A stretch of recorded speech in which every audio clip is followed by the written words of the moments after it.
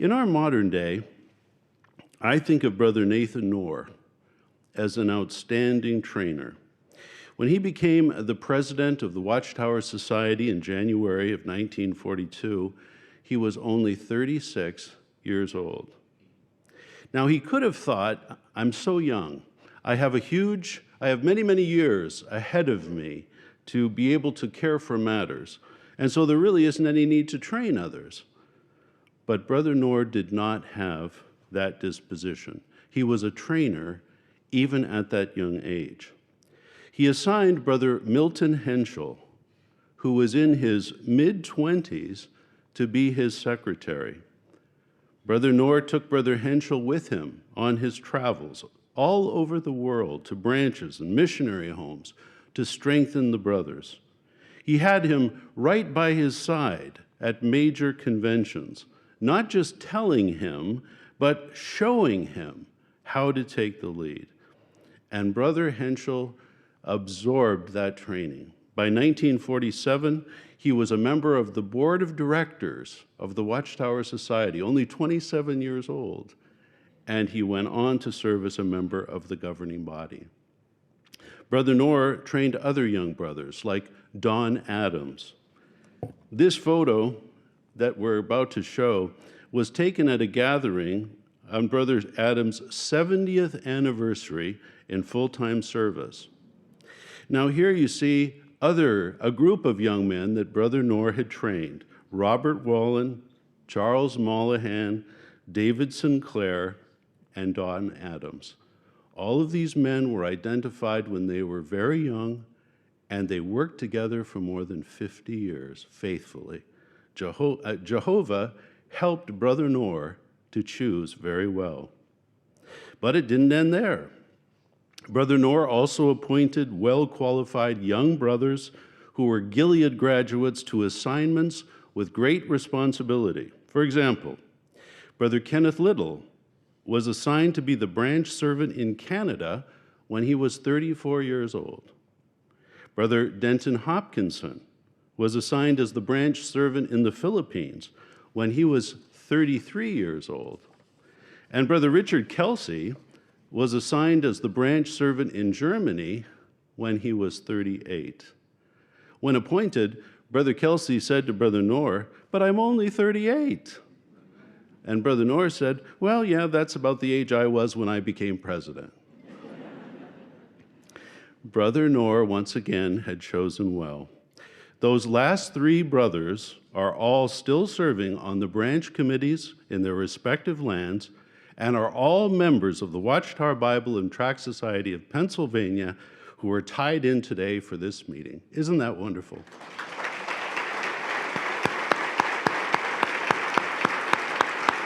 We've just been watching some opening remarks from governing body member Mark Sanderson speaking at the 2022 annual meeting of the Watchtower Bible and Tract Society of Pennsylvania. His theme, "Share it with the generation to come."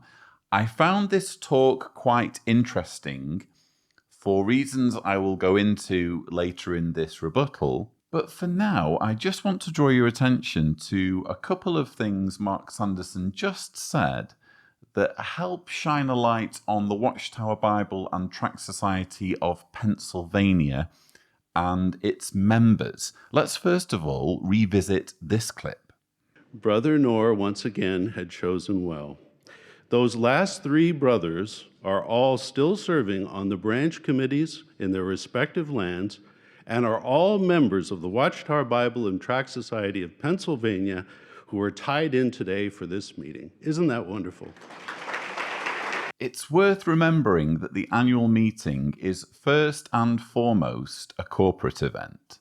We do like to think of it as just some special, prestigious annual release event where the organization showcases its newest toys, its new publications, new developments, and it is all of those things. However, ultimately, it's a corporate event. It's an AGM, an annual meeting. And as such, it's attended by members members of the Watchtower Bible and Tract Society of Pennsylvania.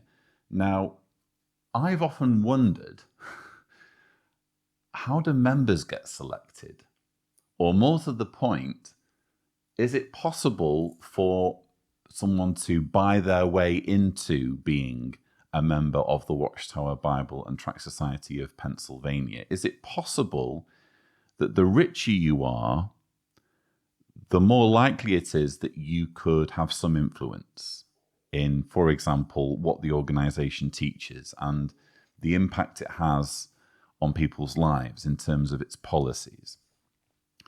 I know that there are many ex-Jehovah's Witnesses who are perhaps more conspiratorially minded than I am, who would suggest that that's exactly what's going on, that the organization is beholden to some kind of sinister, corrupt group of members who are truly steering the ship, and the governing body are just puppets. I tend to think it's more a case of members being chosen by the governing body. So they are deciding for themselves who it is that attends these meetings and fills a corporate role so that they can just carry on. They get permission to do whatever they like from a group of people they have essentially over many decades handpicked based on their loyalty, based on essentially their ability to utter a single syllable, namely yes.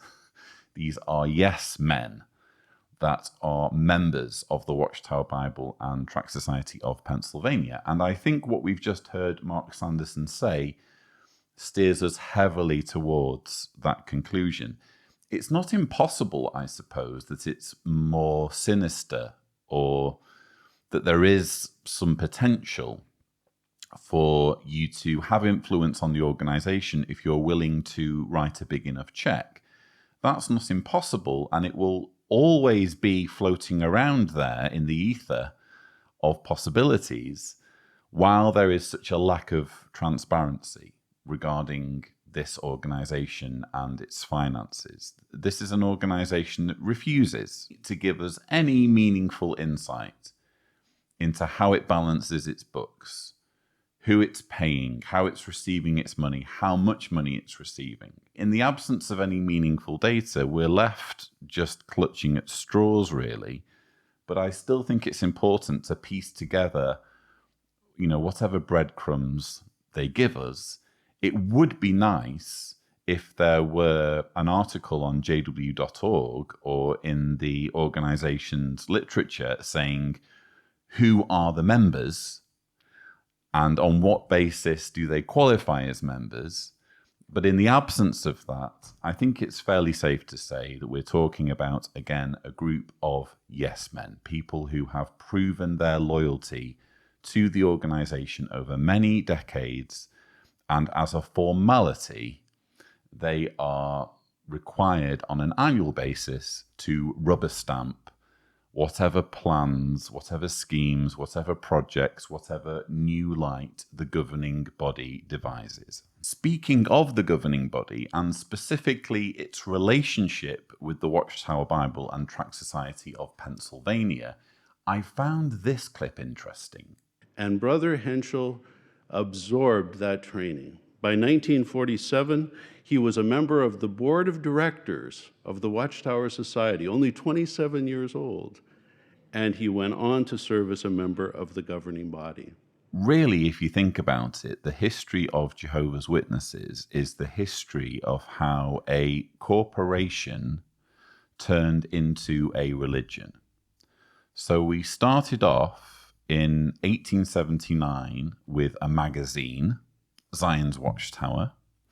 Then in 1881, Zion's Watchtower Tract Society was incorporated. Interestingly, its first president was not Charles Taze Russell, as many assume. It was, in fact, William Henry Conley. Image here if Tibor is gracious. We don't know too much about William Henry Conley, or the circumstances surrounding his brief tenure as president, all we know is that he didn't stick around long, because in 1884 he was replaced by Charles Taze Russell, image here, who became the second president. And then you have decades of the organization's history where the policies, the teachings were decided on not by a governing body, but by a president of a corporation. The president of the Watchtower Bible and Tract Society of Pennsylvania, which is what the society came to be called and is its current name, the president got to decide everything. The president was essentially the cult leader. And what's interesting here is Mark Sanderson slips up, in my opinion, by alluding to the fact that in 1947, there was no governing body. This is a slip-up. I mean, you could credit him, if you like, for being honest, but typically what the organization does when it's talking about its history is it alludes to there always having been a governing body. It suggests that the governing body model is biblical. It suggests that the apostles and older men, when they met to discuss circumcision in the book of Acts, were acting as the first ever governing body. And it suggests that Jehovah's Witnesses as they are today are just a continuation of the apostles and older men, because, hey, look, Jehovah's Witnesses don't have a single leader, they have a governing body. Well, you then have to explain why the organization started off with very much a single leader, Charles Taze Russell, replaced by Joseph Franklin Rutherford, who was then replaced by Nathan Knorr. When you get to Nathan Knorr, obviously you then have the transition to governing body, which took place 1971 to 1975. 1975 was when the governing body really assumed power. But to suggest that there has always been a governing body, even before the 1970s, when in fact everything was decided upon by a series of presidents, is wholly disingenuous. So in a way, I'm glad that Mark Sanderson has here alluded to the fact that Milton Henschel was made a member of the board of directors in 1947 and subsequently became a governing body member. Because I'm going to show you a quote from the 1970 yearbook of Jehovah's Witnesses. You can check this for yourself on Watchtower Online Library. This is page 65. So really, the governing body of Jehovah's Witnesses is the Board of Directors of the Watchtower Bible and Tract Society of Pennsylvania, all of whom are dedicated to Jehovah God and anointed by his Holy Spirit. So back in the 1970s or early 1970s, when this was printed in the publications, the idea was that the term governing body applied to the board of directors. That's essentially who the governing body was. And the board of directors were answerable to the president. They were essentially his advisory board. The president still got to make all the decisions, at least in the early 1970s, and the board members or governing body just kind of were there for decoration or to rubber stamp the decisions that he had made.